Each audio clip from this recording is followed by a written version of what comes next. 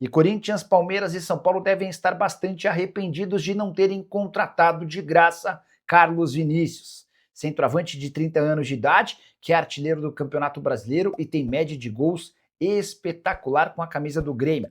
Até aqui foram 20 gols em 22 partidas na atual temporada, 8 jogos e 8 gols marcados pelo tricolor. Foi o Carlos Vinícius quem fez 3 dos 5 gols na vitória do Grêmio na noite dessa quarta-feira contra o Botafogo, 5-3 na Arena Gremista. Só para refrescar sua memória, Carlos Vinícius estava livre do Fulham e foi oferecido para São Paulo, para Corinthians e para Palmeiras. Os 3 clubes entenderam que a pedida do staff do jogador era muito alta.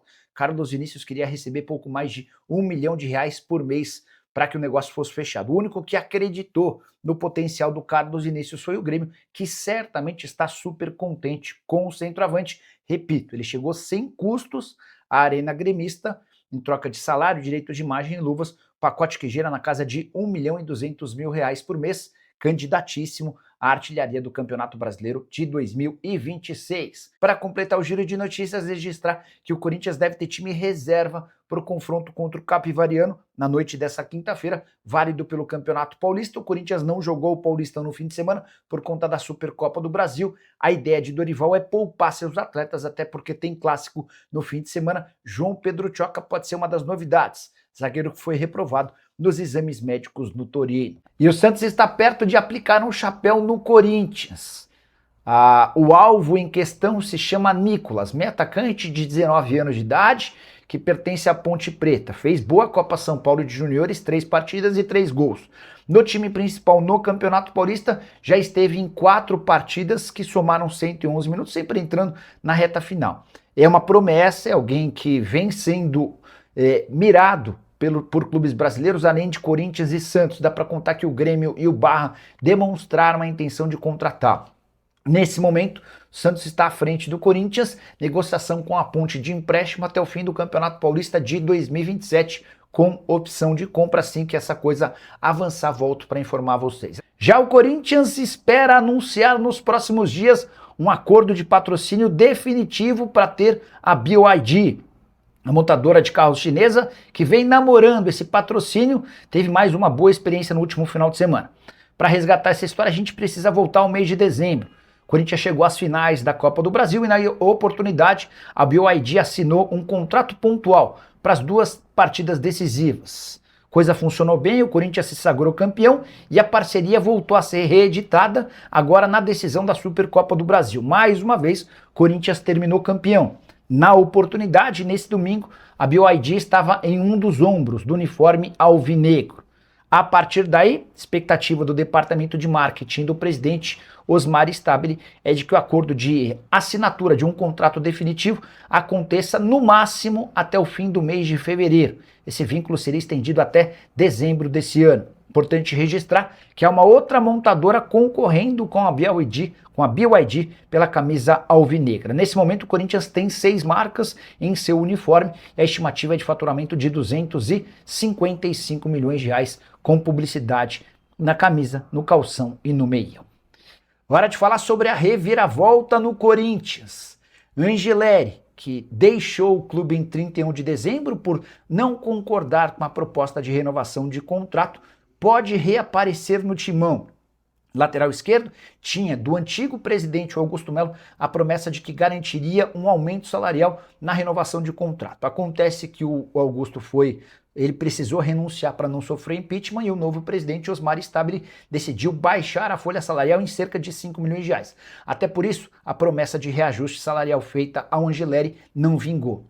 O lateral esquerdo argentino foi muito duro nas tratativas e deixou bem claro que só ficaria se tivesse um reajuste. Diante dessa incompatibilidade, ele não se apresentou para os treinos na reapresentação do elenco e passou a buscar outras alternativas na Argentina e no Brasil. Com a chegada do mês de fevereiro e ainda desempregado, o Angeleri voltou a procurar dirigentes do Corinthians mais flexível. Não dá para dizer que o negócio está fechado, mas existiram avanços importantes. Hoje há uma diferença em relação à luva, prêmio pela assinatura do contrato e também condições de pagamento a seus empresários. A verdade é que o Corinthians ficou devendo para os representantes do atleta. Se tudo isso for superado, Angeleri pode pintar como reforço alvinegro, mais um que chegaria sem custos, embora A verdade é que ele voltaria para o clube onde já estava. O que você pensa sobre Angelelli no Corinthians? Você gosta, não gosta? Pensaria num outro lateral esquerdo? Use espaço para comentário. Esquece de deixar like, de se inscrever no canal. Hora de falar sobre o Corinthians, que vai perder mais quase 6 milhões de reais de um prêmio por título para a Caixa Econômica Federal. Caixa é parceira do Corinthians na construção do estádio. Hoje o Timão deve quase 700 milhões de reais em financiamento para o banco estatal. E alguns anos atrás, em meio a uma série de inadimplências do Corinthians em relação ao financiamento, o então presidente Duílio Monteiro Alves assinou um contrato permitindo a Caixa ficar com 50% das receitas de qualquer título conquistado pelo clube. Foi assim, por exemplo, na temporada passada com a conquista da Copa do Brasil. A Supercopa do Brasil, vencida pelo Corinthians nesse domingo, parece que vai pelo mesmo caminho. O Timão ficou com 11 milhões e 600 mil reais, 5 milhões e 200 mil pela conquista do título e o restante pela presença na decisão do torneio contra o Flamengo. Se lembra que o Corinthians venceu o Flamengo por 2-0 no Mané Garrincha. Dessa maneira, Caixa já encaminhou o pedido para ficar com 5 milhões e 800 mil reais. O presidente Osmar Stabile se vê de mãos atadas, não tem muito o que fazer a não ser lamentar o acordo fechado por Duílio Monteiro Alves. Com essa condição, perdendo metade do prêmio a que teria direito, vão sobrar para o Corinthians apenas 5 milhões e 800 mil reais, que pagam praticamente apenas o prêmio de Memphis Depay.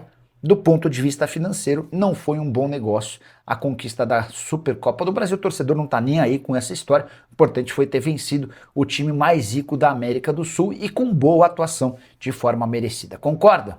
Quero te contar se Breno Bidon será vendido ou não.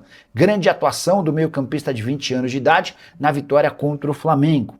Importante registrar que o Breno Bidon vem sendo assediado há bastante tempo por clubes europeus. O próprio empresário dele, o Fernando Brito, disse o seguinte, abre aspas, dos grandes clubes europeus, eu não sei te dizer qual eu não tenho falado. Ele é um jogador com estilo de jogo que a Europa busca. O fato de ser muito jovem também ajuda, mas o melhor vem agora. O Breno Bidon está cuidando da retirada, da obtenção de mais uma cidadania, agora europeia, que permitiria a ele não ocupar vaga de estrangeiro. Assim que esse processo for encerrado, certamente o valor do Breno Bidon será bem maior. Jogador que cresceu demais de produção, especialmente com o Dorival Júnior. Hoje parece mais atlético, capaz de aguentar mais trancos e mais. Tá jogando mais com bola, tá deixando de ser só um volante para atuar como meio atacante. Inclusive fez uma bonita jogada que quase resultou no gol do Memphis Depay. Faltou um pouquinho mais de capricho do holandês na vitória por 2-0 contra o Flamengo. Para fechar, registrar que o contrato do Bidon com o Corinthians se encerra em dezembro de 29 e sua multa é de 100 milhões de euros. Quanto você pediria para vender o Breno Bidon? Ou não negociaria em hipótese alguma? Já usa o espaço para comentário e registra a sua opinião. Só não esquece de deixar like, de se inscrever no canal. Quanto o Corinthians já reduziu em sua folha salarial depois de 7 saídas e 5 reforços?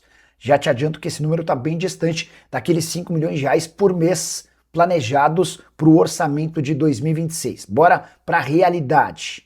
Timão deixou de contar com Maicon, economia de 1 milhão de reais por mês, Romero 900 mil mensais, Fagner 600 mil, Thales Magno 500 mil, Angelelli mais 500 mil, Félix Torres 350 mil, o Rian foi emprestado, mas o Corinthians segue bancando os vencimentos do volante. Dessa maneira, a economia total com saídas foi de 3 milhões 850 mil reais mensais. Chegaram Gabriel Paulista, que vai ter um custo de 900 mil mensais, Caio César 800 mil, Pedro Milans 300 mil, João Ricardo mais 300 mil, Matheus Pereira 250 mil reais por mês.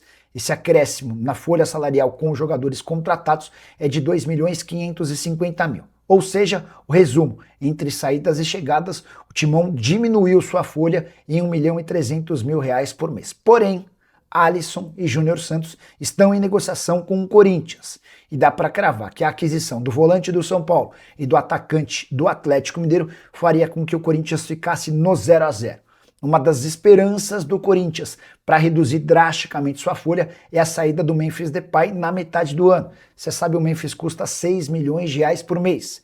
Ele ficando fora do segundo semestre garantiria uma economia mensal ao longo do ano de 3 milhões de reais. Mas ainda haveria a necessidade de mais saídas. Corinthians promete seguir à risca seu planejamento orçamentário. Gostaria que você opinasse sobre os números que eu citei. Não esquece de deixar like, de se inscrever no canal. Fala pessoal, estamos aí com atualizações importantes do Corinthians. Se inscreva e ative o sininho para receber mais atualizações do Timão. Deixe seu like, que é muito importante para o crescimento do canal. Utilize o espaço aqui embaixo para registrar sua opinião. Ficamos por aqui com mais esse giro de notícias. Um abraço e até o próximo vídeo.